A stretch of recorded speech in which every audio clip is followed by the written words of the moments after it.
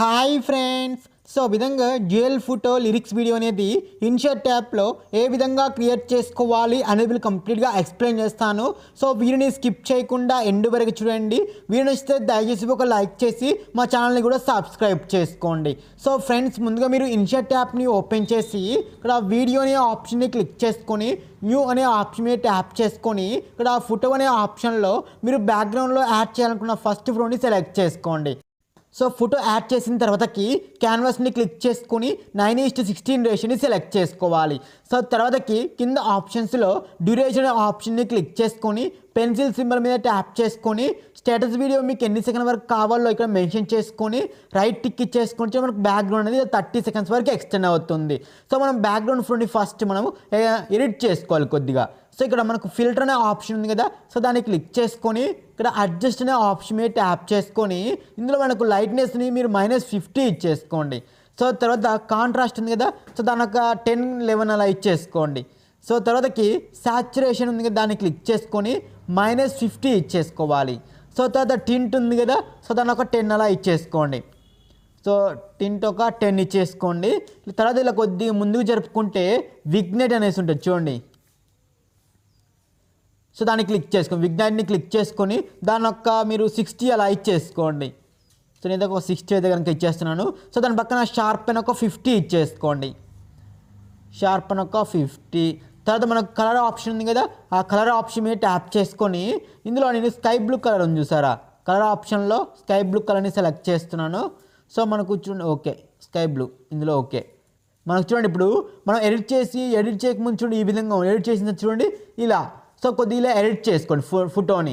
So విధంగా edit చేసుకున్న తర్వాతకి ఈ యొక్క వైట్ ఇలా స్టార్టింగ్ దగ్గరే ఉంచేసుకొని ఇక్కడ మనకు పిఐపి అనే ఆప్షన్ ఉంది కదా, దాన్ని క్లిక్ చేసుకొని మీరు సెకండ్ యాడ్ చేయాలనుకున్న ఫోటోని సెలెక్ట్ చేసుకొని ఇలా స్క్రీన్కి ఇలా ఫుల్గా అప్లై చేసుకోండి. సో ఈ ఫోటోని ఇలా పైన జరుపుకోండి.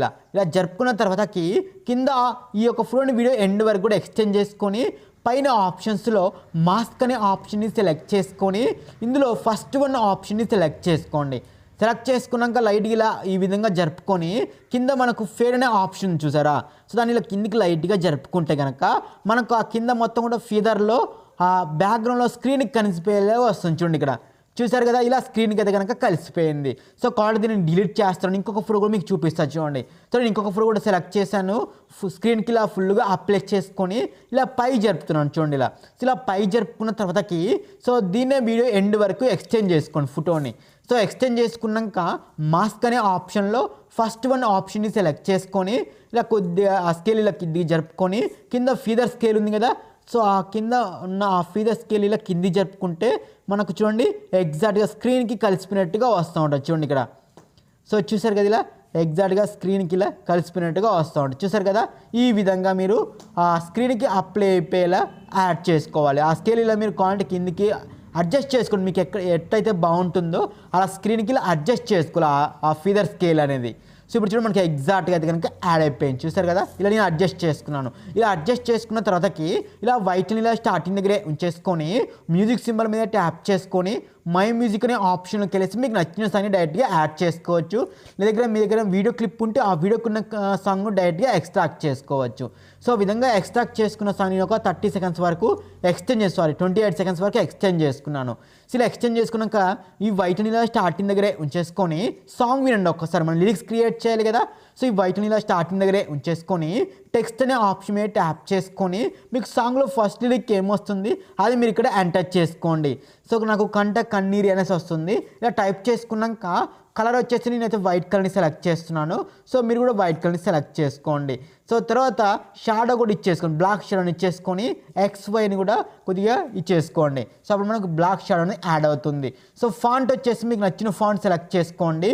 సో నేనైతే చూడండి ఈ ఫాంట్ అయితే సెలెక్ట్ చేసుకున్నాను. సో తర్వాత మనకు ఆ లెటర్స్ మధ్యలో గ్యాప్ ఉంది కదా, సో ఆ గ్యాప్ తగ్గించుకోండి, ఒక 6-5 అలా మాత్రమే ఉంచేసుకోండి లెటర్స్ మధ్యలో.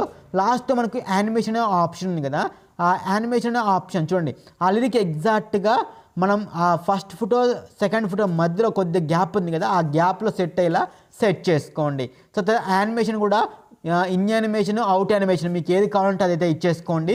నేనైతే కనుక ఇన్ యానిమేషన్ అవుట్ యానిమేషన్ రెండింటికి కూడా ఫేడ్ అయితే ఇచ్చాను. సో మీరు మీకు నచ్చిన యానిమేషన్ అయితే కనుక ఇచ్చేసుకోవచ్చు.